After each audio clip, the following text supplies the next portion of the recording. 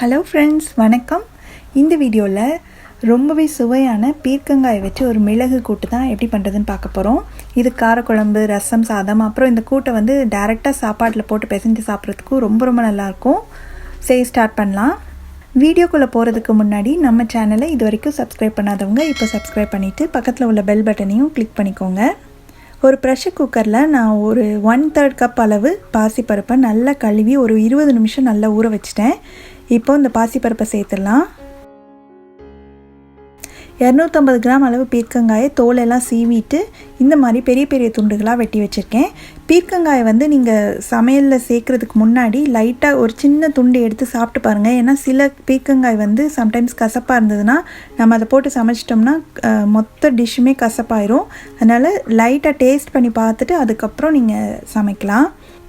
இது கூட ஒரு 3/4 கப் அளவு தண்ணி சேர்த்துட்டு இது நல்லா கலந்து விட்டுட்டு குக்கரை மூடிட்டு ஸ்டீம் வந்ததுக்கப்புறமா வெயிட் போட்டு ஒரே ஒரு விசில் மட்டும் வேக வச்சிங்கன்னா கரெக்டாக இருக்கும். ஏன்னா பருப்பு நம்ம ஆல்ரெடி ஊற வச்சிட்டதுனால நல்லா சாஃப்டாக வெந்துடும். இப்போது இது வெந்துட்டுருக்க டயத்தில் நம்ம ஒரு மசாலா ரெடி பண்ணணும். அதுக்கு ஒரு டீஸ்பூன் அளவுக்கு எண்ணெய் ஊற்றி எண்ணெய் சூடானதும் 2 காஞ்ச மிளகாய், 2 டீஸ்பூன் அளவுக்கு கடலைப்பருப்பு, 1 டீஸ்பூன் கொத்தமல்லி விதை, 1 டீஸ்பூன் மிளகு, 1 டீஸ்பூன் சீரகம். இப்போ இது எல்லாத்தையும் அந்த எண்ணெயில் நல்லா ஃப்ரை பண்ணணும். நல்லா ஒரு வாசனை வர வரைக்கும் கருகிராமல் ஃப்ரை பண்ணிக்கணும்.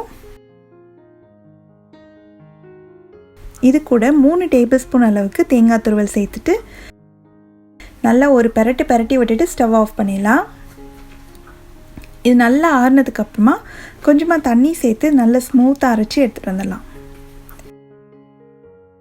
இப்போ குக்கர் ஒரு விசில் வந்து ஆஃப் பண்ணியாச்சு. ப்ரெஷர் எல்லாம் குறைஞ்சிருச்சு. இப்போ திறந்து பார்க்கலாம்.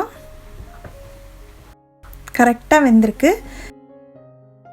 இது கூட நான் ஒரு 1/4 டீஸ்பூன் மஞ்சள் தூளும் இந்த கூட்டுக்கு தேவையான அளவு உப்பும் சேர்த்து இது நல்லா கலந்து விட்டுலாம்.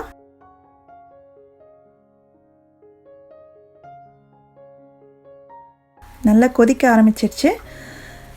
இப்போது நம்ம அரைச்சி வச்சுருக்க தேங்காய் விழுதையும் சேர்த்துட்டு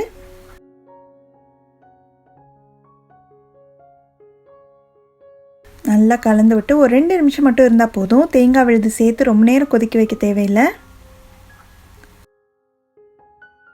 2 நிமிஷம் பக்கம் கொதிச்சிருச்சு. இப்போது தாளிப்பு சேர்த்துடலாம்.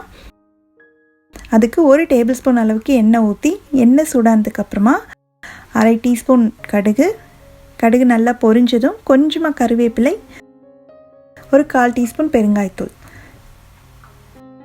அவ்வளோதான். இந்த தாளிப்பை வந்து நம்ம பருப்பு அந்த காய் இது இருக்கு இல்லையா அதில் சேர்த்து நல்லா கலந்து விட்டுலாம். அவ்வளோதான். ரொம்பவே சுவையான ரொம்ப சத்தான பீர்க்கங்காய் மிளகு கூட்டு ரெடி ஆயிடுச்சு.